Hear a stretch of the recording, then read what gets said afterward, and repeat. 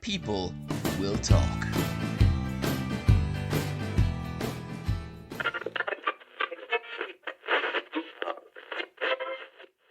Welcome to the latest episode of the People Will Talk podcast. Just a little note for our usual listeners, today's episode is actually in Spanish. So if you want to practice your Spanish, please stay tuned in. And for people who don't speak Spanish or understand it, this interview will also be available on our YouTube channel with English subtitles. Thank you. Bueno, buenos días a todos o buenas tardes, dependiendo de dónde estéis cuando escuchéis este podcast. Como ya os ha dicho en la introducción, tenemos un pequeño cambio hoy, pero bueno, la verdad que merece la pena completamente para poder pues disfrutar un poco de las experiencias de Eugenio Monesma. Es un documentalista que lleva muchísimos años documentando con perdón de la redundancia, tradiciones, oficios, todo tipo de costumbres, ¿no? de nuestras tierras, fundamentales tanto para el pasado como para el futuro, ¿no? Queremos hablar un poquito con él de estos temas y bueno, que nos cuente un montón de cosas interesantes. Sabemos que está ocupado, le agradecemos que esté con nosotros porque, bueno, incluso creo que esta tarde, ¿no? Tiene una entrega de premios y todo, le reconocen su trayectoria, o sea que bueno, es un hombre interesantísimo. Así que nada, Eugenio, buenos días, tardes. Buenos días o tardes, como nos escuchen, cuando nos escuchen, sí.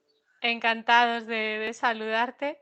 Y nada, de principio, pues nos gustaría que nos contaras un poquito cómo empezaste tú en el oficio, ¿no? Porque, bueno, tu trayectoria es impresionante, ¿no? Creo que llevas realmente 40 años dedicado a estos temas.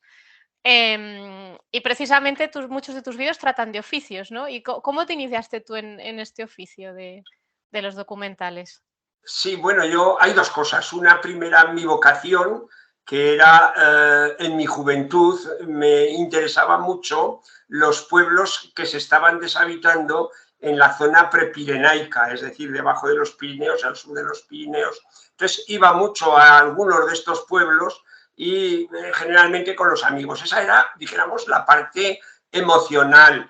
Pero luego ya en el año, cuando me casé, allá a los 25 años, 26, me compré una cámara de Super 8, asistía a un festival de cine que hay aquí en Huesca, que creo que este año es el 50 aniversario del festival, y allí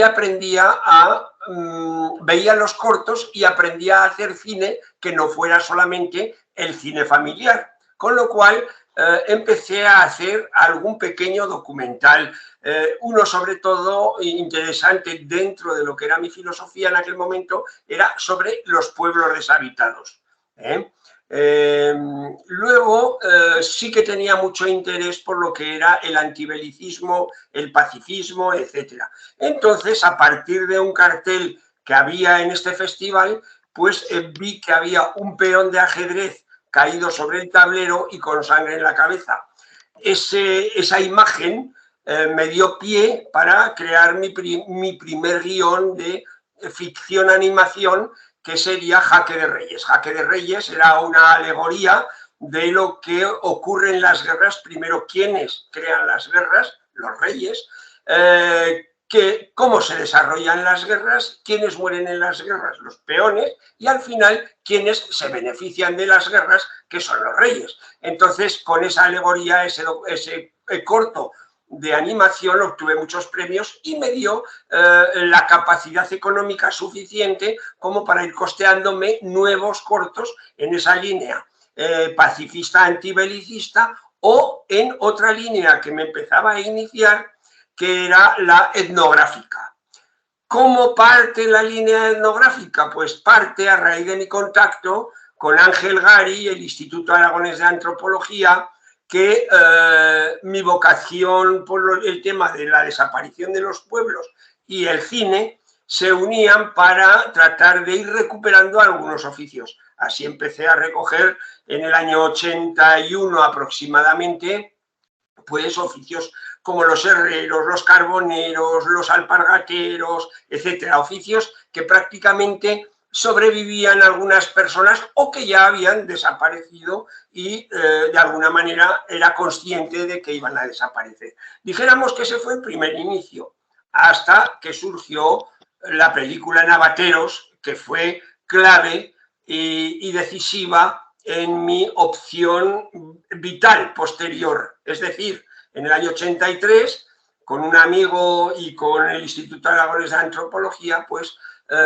se planteó el montar un descenso de navatas por el río Cinca. Las navatas son las almadías o rayers, como dicen también en Cataluña, y es un conjunto, una balsa grandísima formada por troncos, y entonces los antiguos navateros ya mayores fueron los que decidieron hacer este descenso para que nosotros lo pudiéramos grabar en un documental que fue Navateros y Severino Pallaruelo, que era más o menos el guionista, pudiera hacer su trabajo de investigación sobre este viejo oficio que prácticamente ya había desaparecido en los años 50. Ese fue un poco el núcleo, la base de todo el fundamento de lo que tengo ahora claro.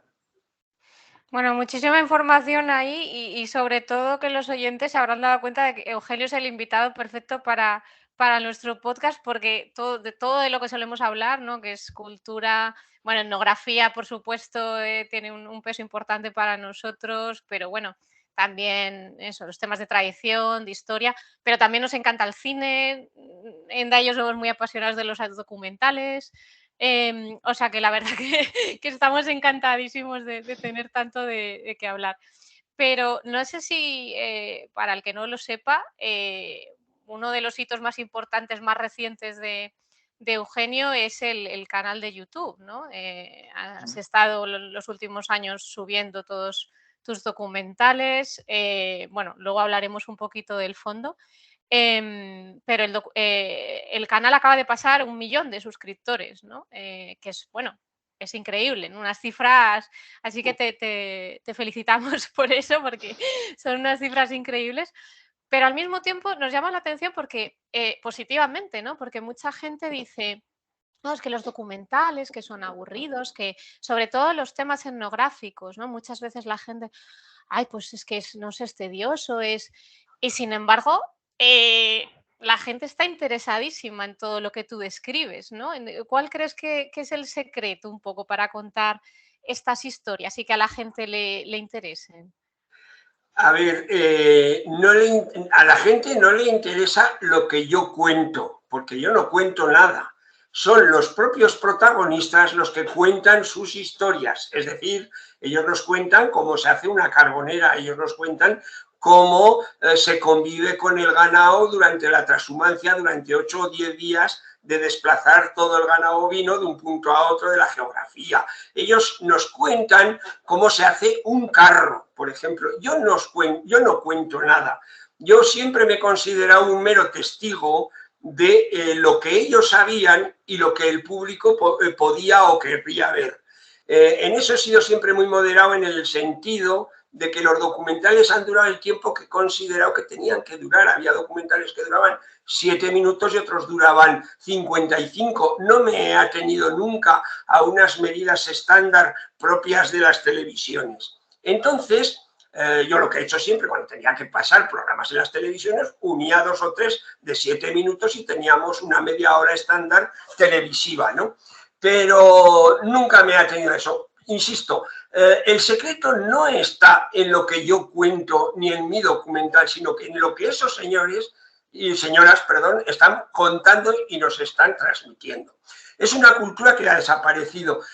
A mí lo que más me sorprende ahora del canal de YouTube e incluso el de Facebook, porque en el de Facebook también me parece que son ya más de 1.600.000 o 1.700.000 seguidores de los documentales. Lo que más me está llamando la atención es que es gente joven la que está viendo los documentales.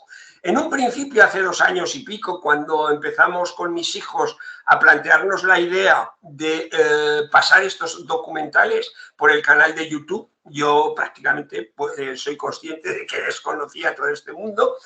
Bien, lo planteamos y yo dije, bueno, pues los nostálgicos sesentones o setentones que han trillado, que han segado, que han visto cómo se hacían carros, pues disfrutarán. No, la sorpresa me la estoy llevando cuando veo que la escala de edad está entre los 18 y los 50, 55 años. Esa es la mayor parte de los espectadores que están siguiendo los documentales. Ahora me preguntarás, ¿y qué pienso yo? ¿Por qué puede ser eso? No lo sé. No lo sé porque es que ahora la juventud está toda inmersa en un mundo digital, en un mundo de usar y tirar rapidísimamente. Es decir, yo me pongo a ver, claro, ahora mismo TikTok triunfa en el sentido de que son piezas cortas, es que la gente no pierde tiempo. Es decir, y ahora están viendo que un señor tranquilamente coge una madera y hace un bastón. Y, anda, pues, se puede hacer un bastón con una madera y tiempo. Es decir, yo creo que hay una mentalidad, una necesidad de disponer de tiempo y de disfrutar de tus habilidades manuales, que son las que al ser humano han diferenciado del mundo animal. Entonces, yo creo que es eso, ver cómo la gente con sus manos sabe elaborar cosas, sabe hacer un tejido, sabe hacer un bordado, sabe hacer un anillo, en fin, todo eso yo creo que es clave. Entonces, Eugenio, ¿tú crees que existe este interés en tu canal? Porque, como has dicho, ¿no? Los jóvenes especialmente están tan metidos en el mundo de YouTube y el mundo digital que cada día estamos perdiendo esas habilidades. Y por eso es una manera de reconectar, ¿no? Con este pasado universal de nuestros antepasados, ¿no? Es como tus documentales, tú dices que solamente tú eres un testigo de estas cosas, pero también tenemos que preguntar por qué hay tanto interés. Pero probablemente mi opinión es que porque hoy en día no estamos trabajando con nuestras manos, entonces es una manera de disfrutar y experimentar esta manera de vivir, ¿no? Es mi opinión. No sé qué crees tú. Sí, es la mía Sí. precisamente, ¿no? La Sí. gente está aislada del mundo real de trabajar con las manos, o sea, está todo depende, hasta los coches todos van con ordenador ya, en fin, vamos a ver, es más factible. Yo aquí siempre llevo la navaja, o sea, siempre es un útil práctico para cualquier cosa, ¿no? Vas por el monte, pues un palo, lo que sea, bien. Todas esas habilidades las estamos perdiendo y no son innatas. Al igual que hemos perdido esa sensibilidad para detectar de la naturaleza algunos elementos, es decir, saber cuándo va a venir una tormenta, porque ahora ya nos lo dan hechos. O sea, tú coges el móvil, miras y ya te dice, pues se le acerca una nube que en media hora le va a llover. Es que eso siempre lo hemos sabido, ya ves venir las nubes por allá y dices, no lloverá si vienen por la zona norte. Ahora, si vienen del oeste va a llover. En fin, todas esas sensibilidades las estamos perdiendo porque nos estamos, dijéramos, centrando en todo lo que un teléfono móvil nos puede aportar. Depende, el día que perdamos el teléfono móvil estamos perdidos, ¿no? Es eso, o sea, vamos a ver, la sociedad necesita encontrarse con su propia tierra, con sus propios elementos naturales. Esa es la clave. Y yo lo veo en los jóvenes. Los jóvenes es que se ponen todas las mañanas, cuando contesto los comentarios, me quedo sorprendido de cómo los jóvenes están diciendo, yo no me imaginaba que esto se pudiera hacer así. Claro, ¿cómo te lo vas a imaginar? Te lo imaginarás ahora que lo ves en YouTube, pero no lo has visto hacer nunca y se ha hecho en cualquier lugar del mundo. ¿Me explico? Esa es la conclusión que coincido contigo. Resulta increíble, ¿no? Vamos a hablar luego un poquito a raíz de, bueno, en el podcast ya hemos hablado de mi libro, queda un poco esto, he venido a hablar de mi libro, pero bueno, sí, por el tema de la relación entre lo que son, pues el conocimiento ancestral, ¿no? Y lo que tú dices, cómo se ha perdido ahora y estamos buscando reinventar la rueda cuando todo eso al mismo tiempo se está perdiendo, ¿no? Estamos intentando buscar soluciones a problemas que se han creado por olvidar conocimientos que ya teníamos, ¿no? Pero antes de seguir con eso, me gustaría preguntarte un poco por el fondo, ¿no? De documentales. Son más de 3.000, por lo que tenemos entendido, que es un recurso inmenso, ¿no? Es increíble tener tantísima información. Em, ¿Cómo tomas un poco la decisión de subirlo a las redes sociales? Porque es un trabajo ingente. Y también, ¿has tenido algún apoyo por parte de algún organismo público? Porque cualquier tema de digitalización lleva mucho tiempo, ¿no? Es costoso en términos de esfuerzo. Cuéntanos un poquito. Bien, yo no lo hubiera subido si no fuera por mis dos hijos. Casualmente, el mayor, que tiene 45 años, ese ha estado trabajando conmigo desde los 17 años y es el que ha montado los documentales, es el que técnicamente los puede manipular. Bien, Eloy, que es el que está manejando todas las redes, casualmente estudió marketing y publicidad. Ha estado trabajando pues en la radio, luego, en fin, pero al final ha optado por dejar todo eso y dedicarse a llevar el canal de YouTube, Facebook, TikTok, Instagram y todas estas cosas, ¿no?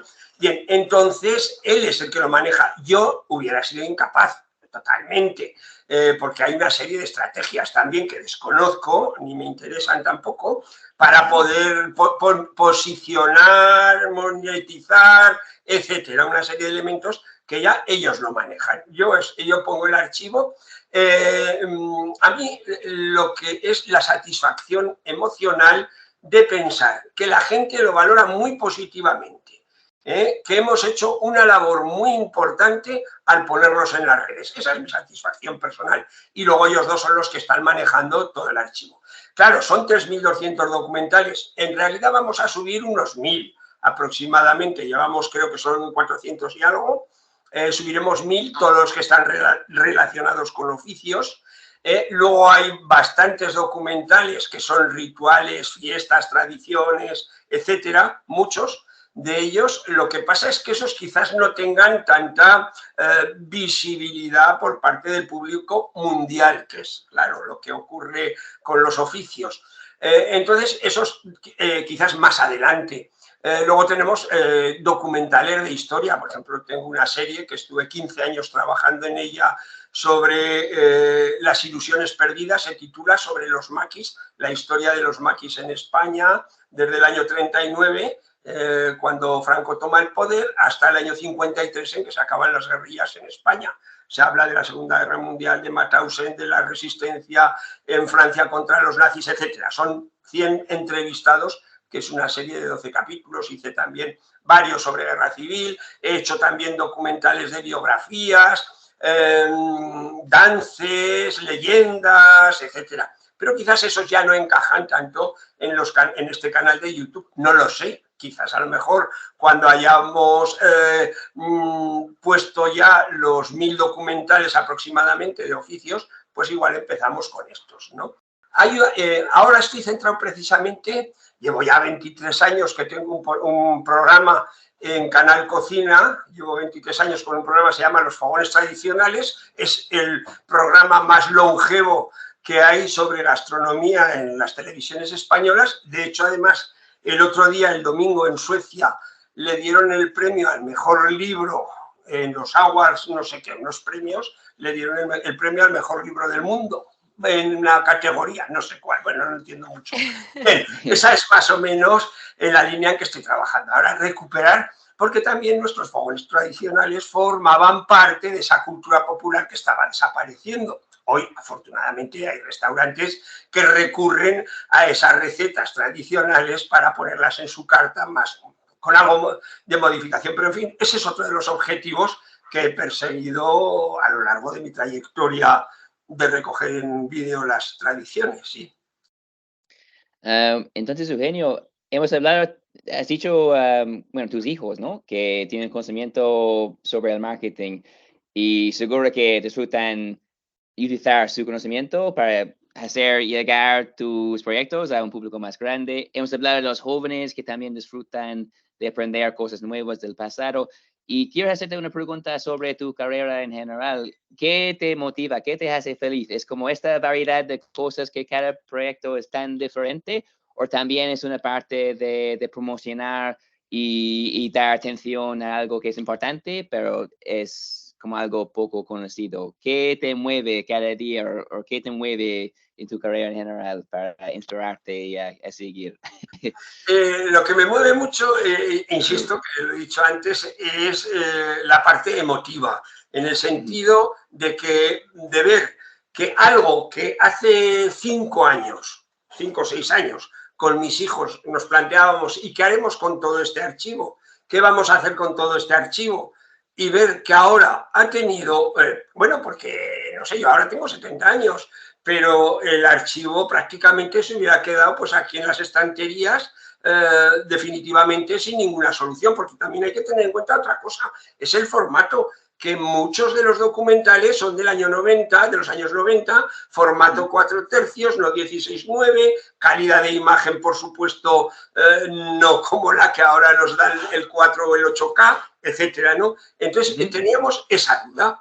Esa duda se solucionó cuando, ya digo, hace 2 años y medio o 3 ocurrió pues la decisión de sacarlos y ponerlos todos, ir colocándolos en YouTube, y visto el éxito, pues desde luego que continuamos. Mi satisfacción, ¿qué es lo que me mueve cada día? Yo dedico un cierto tiempo a YouTube, lo dedican mis hijos, yo dedicaré pues un par de horas, hora y media, a contestar, a ir siguiendo las redes a ver cómo van las cosas y tal, pero el resto del tiempo me dedico a otras cosas, porque estoy investigando sobre el tema de piedras rituales, piedras funcionales, estoy documentando lagares rupestres en la zona norte de Aragón, escribiendo algún libro, etcétera, ¿no? Es lo que a mí me está motivando en este momento. Por supuesto, YouTube, pero si no fuera hoy por mis hijos, yo no podría, o sea, habría tenido que abandonar. Primero por falta de conocimientos digitales y de redes sociales, y luego pues porque no tendría tiempo. Esto que comentas, bueno, nos lleva un poco a la siguiente pregunta y creemos que es muy interesante porque, bueno, en The Stuff of Life, que es el nombre del libro, ¿no? Se habla un poco de ese vínculo, de establecer el vínculo entre el conocimiento antiguo y cómo las nuevas tecnologías pues, pueden ayudar a transmitirlo y a preservarlo. Y es curioso por eso que decimos, que lo que comentas tú, ¿no? Que los jóvenes pues igual están muy al móvil, pero hay un potencial para utilizar esas tecnologías como estás haciendo tú, ¿no? Con ayuda de tus hijos, para transmitir ese conocimiento y que no se pierda. Pero, ¿tú por qué crees que se ha perdido ese vínculo, no? ¿Por qué se han ido perdiendo las tradiciones? ¿Crees que es solo un tema, bueno, pues de progreso malentendido? ¿Y cómo de fácil crees que es recuperarlas desde tu punto de vista? Bien, progreso malentendido es una bonita palabra. Sí, en el sentido, ¿por qué se han ido perdiendo? Bueno, pues antes se mantenían las tradiciones porque se transmitían de padres a hijos, desde leyendas hasta, o sea, podemos, uno de los temas que trabajo, por ejemplo, han sido 3 conjuntos de piedras rituales fertilizantes que había aquí en el entorno de la ciudad de Huesca, que hasta el año 1900 había tradición oral de que las mujeres iban allí, se rozaban las piedras, rezaban unas oraciones para ser fecundas. Bien, eso aparte. Pero, ¿qué ocurre? Que eso se pierde, toda esa tradición se pierde en el momento en que ya no se juntan las 3 generaciones en una misma, bajo un mismo techo. Aparece la televisión. La televisión ha cumplido unas funciones de entretenimiento, quizás malentendido, porque han sido en realidad un medio de difusión de lo que a los poderes les ha interesado, ¿vale? Entonces, la televisión ha hecho bastante mal en ese sentido, porque se individualizan los mensajes directamente desde el poder a través de la televisión al individuo. Entonces ahí hay una transmisión directa de unos mensajes concretos. Esos mensajes familiares ya desaparecen.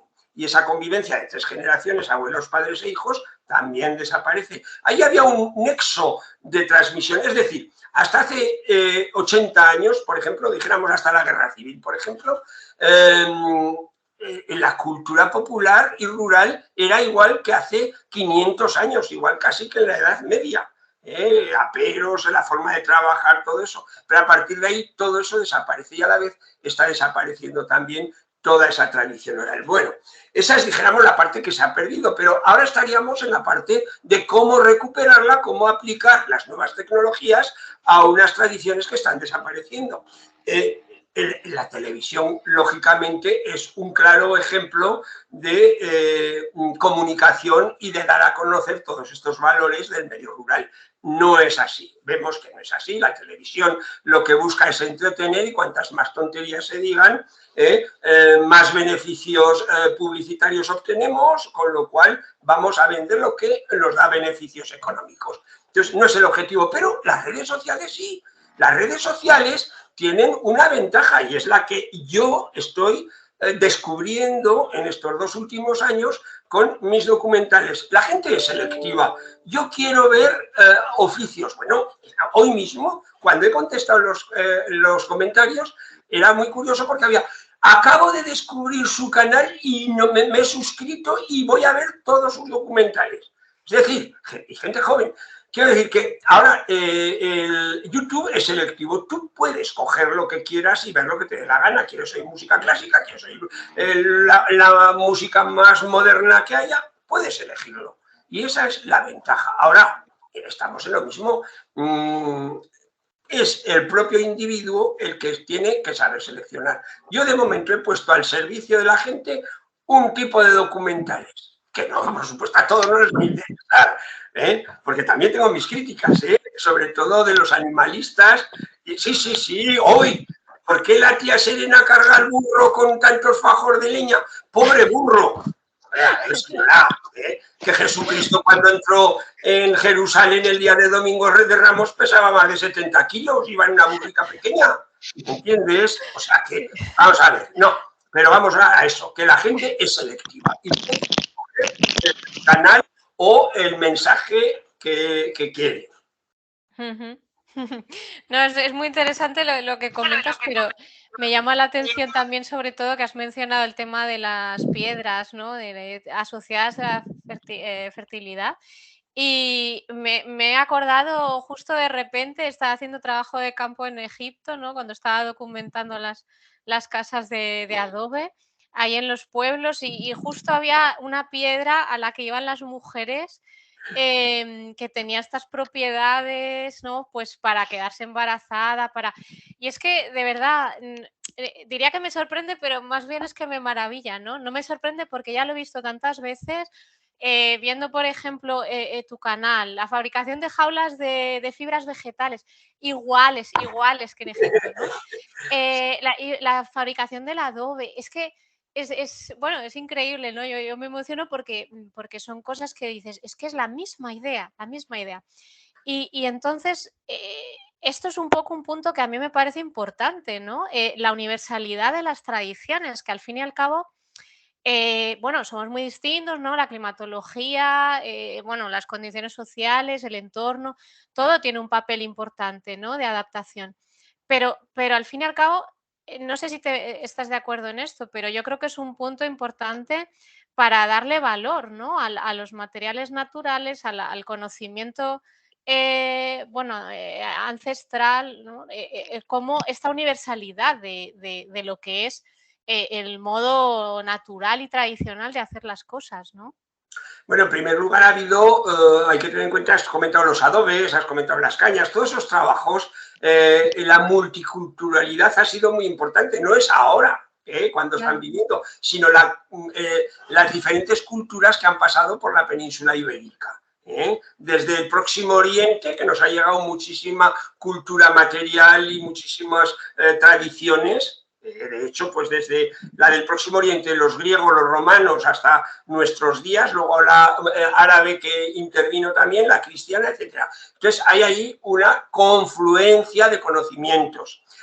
Has hablado de los adobes, las jaulas de caña, los adobes y el tapial. Los adobes y el tapial era una técnica que utilizaban los romanos también, pero en menor escala. Pero los árabes, cuando vinieron a la península, introdujeron esas técnicas constructivas que, por supuesto, son muy resistentes y afortunadamente hoy por hoy se están recuperando porque hay monumentos que hay que restaurar, rehabilitar con esas técnicas. Y ya los maestros de obra que han fallecido, pues se han ido con ellos esos conocimientos. Yo recuerdo, por ejemplo, Hilario Artigas, cuando hicimos con él el documental de los adobes y el tapial, lo contrataron el Colegio de Aparejadores para que diera cursos de cómo era la técnica de los adobes y el tapial para rehabilitar esos monumentos. Y hoy por hoy se está utilizando esta técnica. Hay técnicas, por ejemplo, la del esparto. La técnica del esparto se está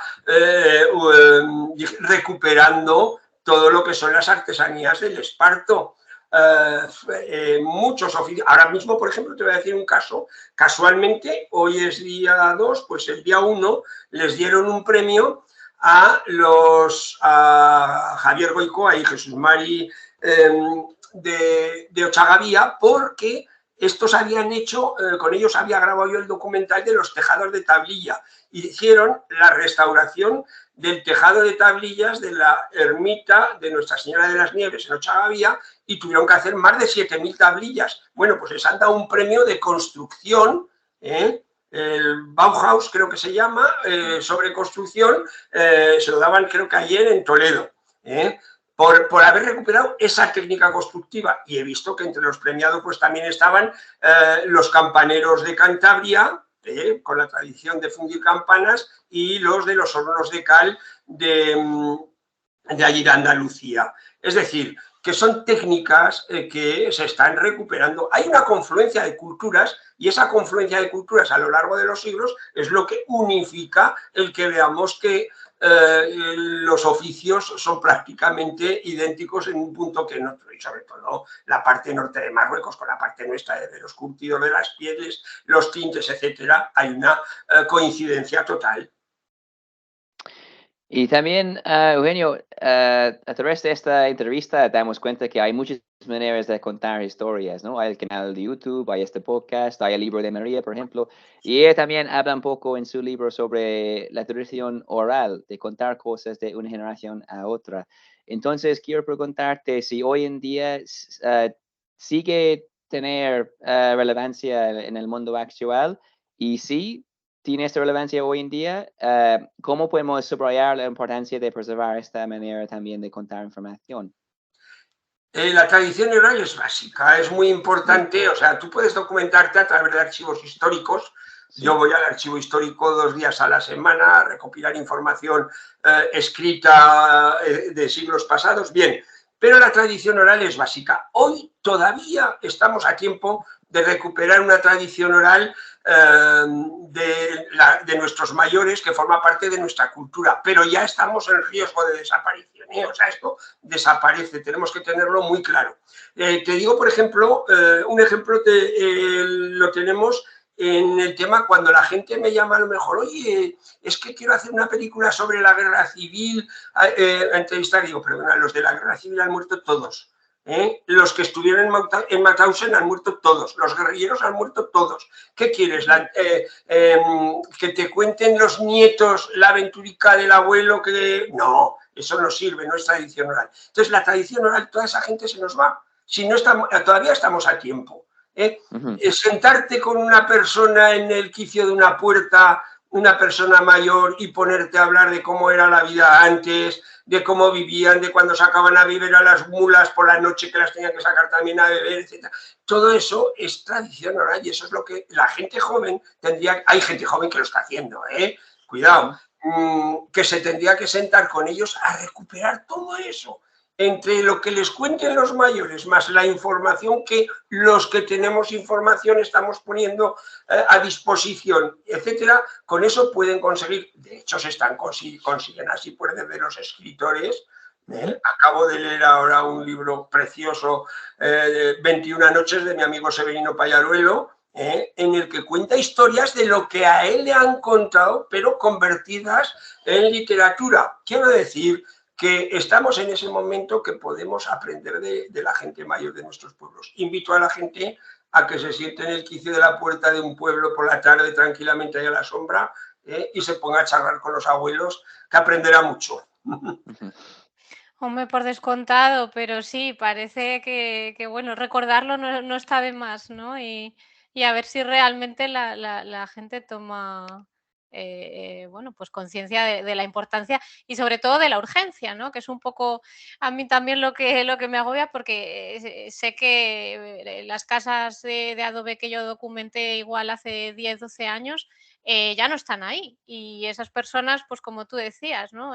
Personas mayores que ya han fallecido y los habitantes se han trasladado a casas de hormigón, de ladrillo rojo y ya no, de ladrillo cocido, ¿no? Y ya está, esa tradición se ha perdido y lo que está documentado queda y lo que no, ¿no? Y es tremendo, ¿no? Te da un sentido de urgencia muy grande. Pero un poco lo último que te queríamos preguntar, porque podíamos estar, la verdad, horas No tengo prisa. hablando de estas cosas. Es que la verdad que es interesantísimo y además muy importante, ¿no? Bueno, yo soy bastante subjetiva, ¿no? Pero creo que realmente todo lo que has contado es que le interesa a todo el mundo y bueno, buena prueba de ellos es tu canal, ¿no? El éxito de tu canal. Pero me llama la atención porque por una parte como que en España tenemos esta conciencia, ¿no? Estamos diciendo, bueno, es que no, se nos está escapando este conocimiento, ¿no? No hay interés. Pero luego a veces vas a lo mejor a países, no sé, del norte de Europa, ¿no? Y se sorprenden de la cantidad de tradiciones que tenemos todavía aquí, de la cantidad de oficios incluso, no tanto en sentido práctico, ¿no? Pero muchas veces vienen extranjeros a Madrid, por ejemplo, y dicen, madre mía, es que esas cuchillerías que hay 800.000 cuchillos o 800.000 tornillos, ¿no? Les llama la atención. Entonces, ¿tú crees realmente que nosotros estamos en una posición mejor a lo mejor dentro de Europa que otros países para pues destacar esta importancia y que a lo mejor todavía estamos en, no sé, en una situación en la que podemos aportar más, ¿no? En este sentido, o tú crees que no? No sé si mejor o peor, no puedo juzgar porque desconozco cómo está en otros países, ¿no? Pero lo que sí está claro es que tenemos unas artesanías y acabas de decir, por ejemplo, los cuchilleros, las espadas de Toledo, etcétera, etcétera. Por ejemplo, he citado yo hace un momento el tema del esparto. Se está haciendo, se está recuperando muy bien lo que es la artesanía del esparto. Por ejemplo, uno de los encargos que a mí me hizo Network, el canal Network, que es el con el que trabajo, Canal Cocina y Los Fogones, pues me proponían hacer una serie, cuando se enteraron que tenía todo este archivo de oficios, sobre artesanías y decoración. Yo no tenía capacidad porque no quiero, tengo mucha independencia ahora, y entonces lo propuse a un joven que estaba trabajando, que había trabajado conmigo muchos años, y está teniendo un éxito enorme. Es decir, artesanías que no tienen un uso funcional, sí que lo están teniendo para la decoración. Concretamente, el otro día estuve grabando a una pareja en un pueblito, Zoroquiaín, al lado de Pamplona, que se dedican a trabajar el fieltro. El fieltro, o sea, desde el principio, es decir, desde la lana de las ovejas, lavarla, prepararla, cargarla, etcétera, etcétera, hasta conseguir el fieltro. ¿Qué hacen con ese fieltro? Pues hacen desde zapatillas de ir por casa, mochilas, abrigos, lámparas y ya el colmo, hacen yurtas, es decir, las viviendas mongolas que están hechas todas con fieltro y también han construido así, y de hecho ellos viven en una yurta. Quiero decir con esto que hay gente joven que está valorando todos esos elementos naturales que han formado parte de nuestra historia y de nuestra vida y de alguna manera los quieren recuperar, pero claro, funcionalmente es muy difícil. No vamos a hablar de un arado porque nadie va a arar con un arado. ¿Para qué vas a hacer un arado? Pero sí hay cosas que con el esparto, con la lana, con los tejidos, con el cáñamo. Hace poco unos chicos jóvenes también me vinieron a ver desde Andalucía porque están recuperando la fibra del cáñamo, fueron a Nepal a ver cómo se cultivaba y elaboraba el cáñamo, etc. Y fabrican unas mochilas preciosas de cáñamo.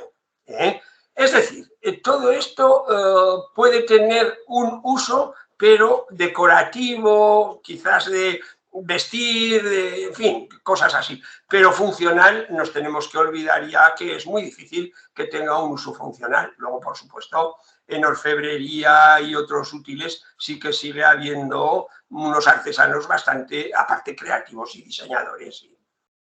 Claro, imagino que en todo caso el principio, ¿no? Quizá de esas técnicas, aunque no sea, por ejemplo, un arado, aunque no sea para no vamos a hacer un arado, ¿no? Para arar, pero a lo mejor el principio de construcción de ese arado pues puede servir para otra cosa que sí que realmente, ¿no?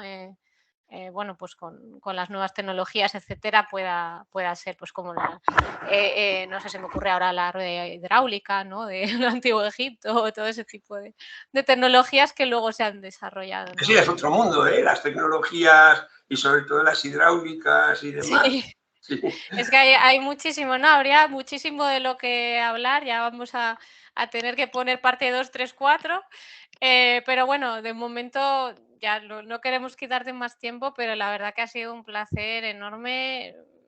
Hemos aprendido muchísimo y no sé, creo que estará de acuerdo, estamos encantadísimos de haber podido hablar contigo.